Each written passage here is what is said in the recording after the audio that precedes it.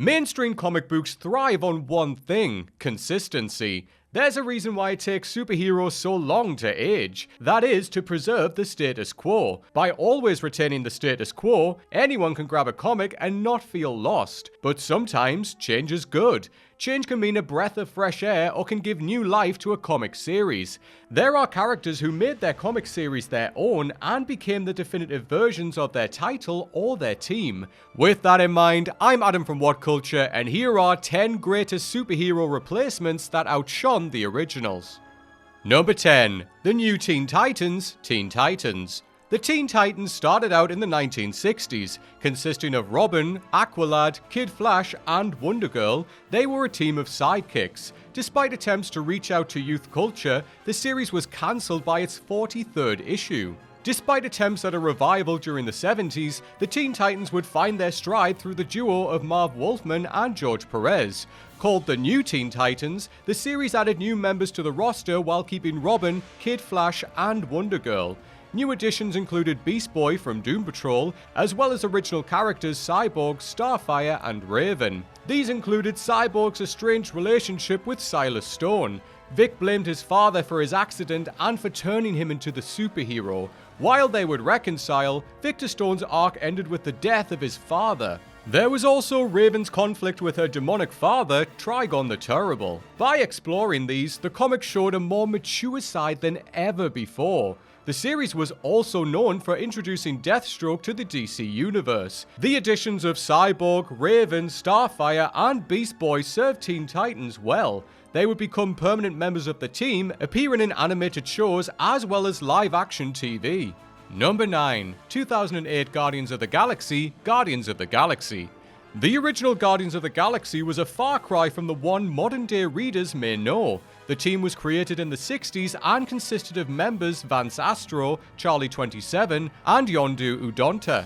They were active in the 31st century in an alternate version of the Marvel Universe. While attempts were made to revive the team throughout the years, these Guardians of the Galaxy did not reach the popularity levels of their fellow Marvel peers. Enter 2008. Dan Abnett and Andy Lanning formed the new versions of the Guardians, one that would prove to be much more popular than the original incarnation. This new team consisted of Star-Lord, Rocket Raccoon, Groot, Phyla Vell, Gamora, Adam Warlock, and Drax the Destroyer. Despite existing individually before, it was the first time these characters banded together. When it was time for the MCU to unleash the Guardians, director James Gunn used the 2008 team as the basis. 2014's Guardians of the Galaxy was a risk and yet became one of the MCU's biggest hits. What resulted from the film was a box office success and turned Star-Lord and company into Marvel A-listers. Number 8. Barbara Gordon, Batgirl. The inclusion of Batwoman and Batgirl in the Silver Age of comics was due to Frederick Wertham. The psychologist's claims regarding Batman and Robin's relationship forced DC to add their female counterparts to ensure their image as heterosexual superheroes. But during the 60s, Batgirl and most of the Dark Knight's extended cast were phased out to simplify things. The 60s also saw the success of the Batman TV show. Because it was a hit, the show's writers teamed up with Julia Schwartz to create a new character that would entice female audiences. The result was Barbara Gordon, daughter of Commissioner Gordon, who became the new Batgirl. With an iconic costume and an array of gadgets, Barbara proved to be a popular addition to the cast. Gordon's impact on the industry would also extend after her tragic injury. Shot by the Joker in Alan Moore's The Killing Joke, Barbara was left paraplegic. Despite this, she became Oracle and remained one of Batman's trusted allies. While the original Batwoman and Batgirl fell into obscurity, Barbara Gordon has remained a series staple in the Batman mythology. Number 7. Green Hulk, The Incredible Hulk. The Incredible Hulk was created by Stan Lee and Jack Kirby in the 1960s. It was the story of Dr. Bruce Banner, who underwent a metamorphosis. After saving young Rick Jones, the good doctor was blasted with gamma radiation. As the sun fell and the night began, Banner turned into the Hulk. But things would change for the Hulk.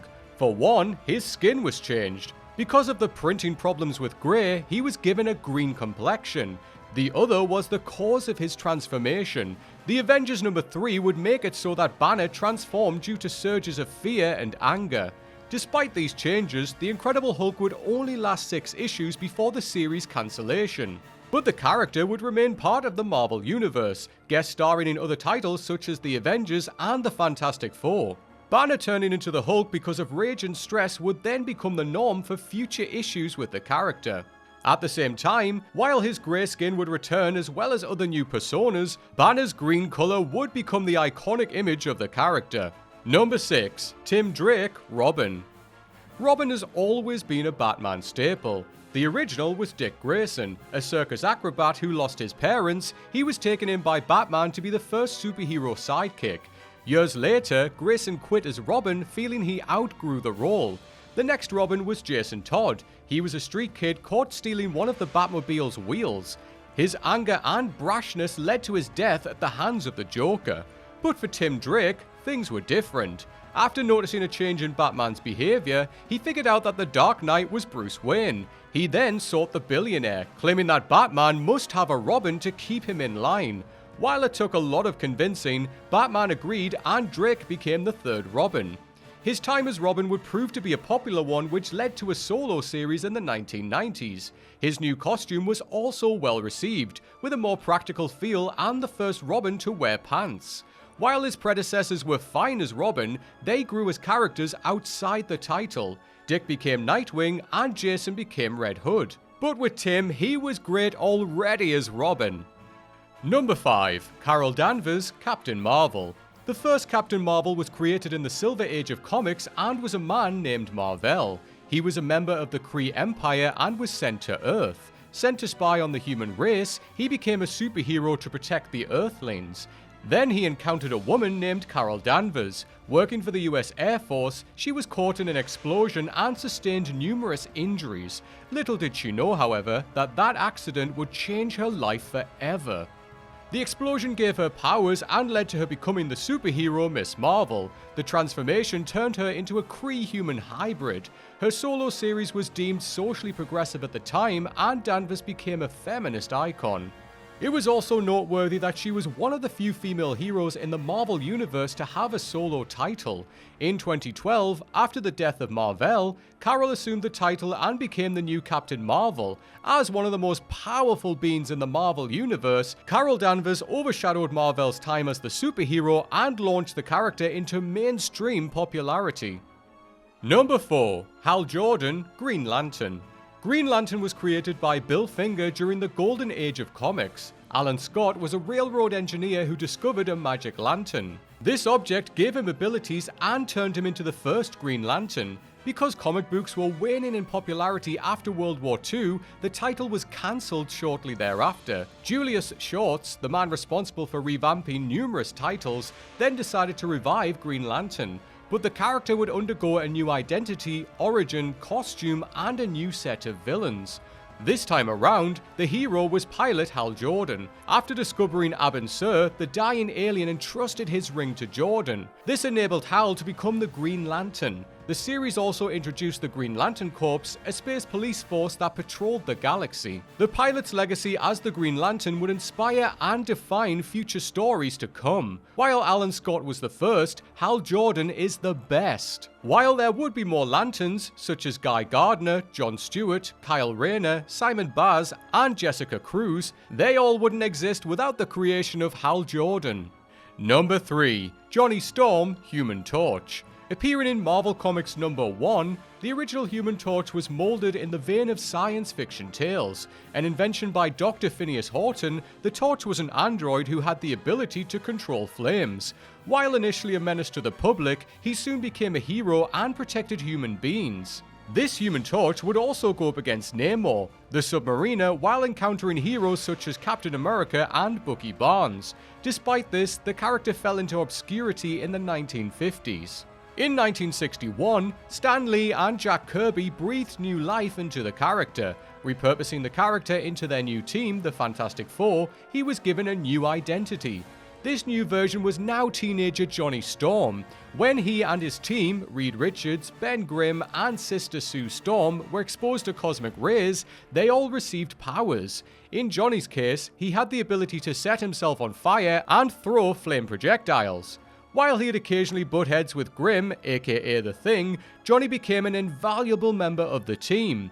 While the original Human Torch was Marvel's first superhero, Johnny Storm and the Fantastic Four officially launched the Marvel Age of Superheroes. As Marvel's first family, their success led to many other titles such as Spider-Man, The Avengers, The Mighty Thor, and many, many more. Number 2. Barry Allen, The Flash. The Golden Age Flash was a man named Jay Garrick. After inhaling smoke vapors inside a laboratory, he gained the ability to run at superhuman speed. Sporting a metal helmet and a red shirt with a lightning symbol, Garrick became the titular superhero. But like many other heroes mentioned here, such as Batgirl and Green Lantern, the Silver Age of comics revamped the Flash. Barry Allen was a forensic scientist. After being struck by lightning and bathed in chemicals, he received superhuman speed much like his predecessor. Inspired by a comic that detailed Jade Garrick's exploits, Barry became the Flash.